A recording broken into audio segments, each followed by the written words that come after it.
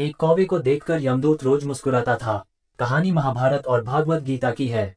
कई लोक कथाओं में भी इस कहानी का जिक्र मिलता है। एक कौवे की गरुड़ से दोस्ती हो गई। दोनों काफी समय साथ गुजारते थे। उनमें मित्रता इतनी गहरी हो गई थी कि आपस में कभी कोई बात नहीं छिपाते थे। एक दिन दोनों एक नदी के किनारे पेड़ पर बैठे बात कर रहे थे, तभी एक यमदूत उधर से गुजरा। वो कौवे को देखकर मुस्कुराया। गरुड़ और कौवे ने उस यमदूत को अनदेखा किया और अपनी बातों में लग गए। लेकिन अगले दिन फिर वही हुआ। दोनों बातें कर रहे थे, तभी वो ही यमदूत फिर उधर से गुजरा। वो फिर कौवे को देखकर मुस्कुराया। इस बार कौवे को कुछ शंका हुई। उसने गरुड़ से कहा कि ये यमदूत मुझे देखकर कल भी मुस्कुराया था और आज भी वैसे ही मुस्कुराया। कुछ गड़बड़ है। हो सकता है मेरी मृत्यु आने वाली है। गरुड़ ने उसे समझाया कि ऐसा कुछ नहीं है, ये एक संयोग भी हो सकता है। तुम चिंता मत करो। 2-3 और ऐसे ही निकले। रोज यमदूत कौवे को देखकर मुस्कुराता। अब तो कौवे को यकीन हो गया कि निश्चित ही मेरी मौत नजदीक है। उसने गरुड़ से कहा, मित्र, मैं मरना नहीं चाहता, लेकिन ये यमदूत जरूर 1-2 दिन में मेरे प्राण निकाल कर ले जाएगा। ये रोज ही मुझे देखकर मुस्कुराता है। गरुड़ को भी लगा कि हो सकता है कौवे का शक सही हो। उसने कौवे को धैर्य बंधाया।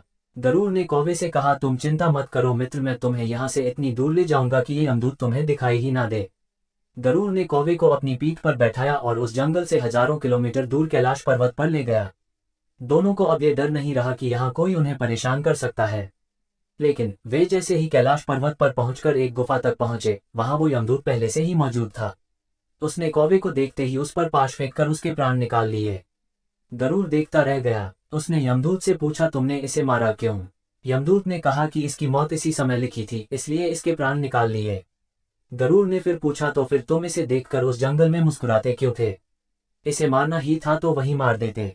यमदूत ने जवाब दिया, इसकी मौत कैलाश पर्वत पर ही लिखी थी, लेकिन 4-5 दिन पहले इसे उस जंगल में देखकर मुझे ये आश्चर्य हो रहा था कि ये इतने कम समय में वहां पहुंचेगा कैसे, क्योंकि इसके पंख भी छोटे हैं और ये लंबी उड़ान भी नहीं भर सकता, तो हजारों योजन दूर कैलाश तक ये पहुंचेगा कैसा? यही सोचकर मैं रोज मुस्कुरा कर गुजर जाया करता था। लेकिन भाग्य देखो, तुम इसके परम मित्र ही इसे यहाँ तक इतने कम समय में ले आए। कहानी की सीख। जीवन और मृत्यु भाग्य की ही बात है। इससे कहीं भी छिपा या बचा नहीं जा सकता। जब तक जिंदगी है तब तक कोई आपको मार नहीं सकता, लेकिन अगर मृत्यु निकट हो तो कोई कोशिश आपको बचा नहीं सकती।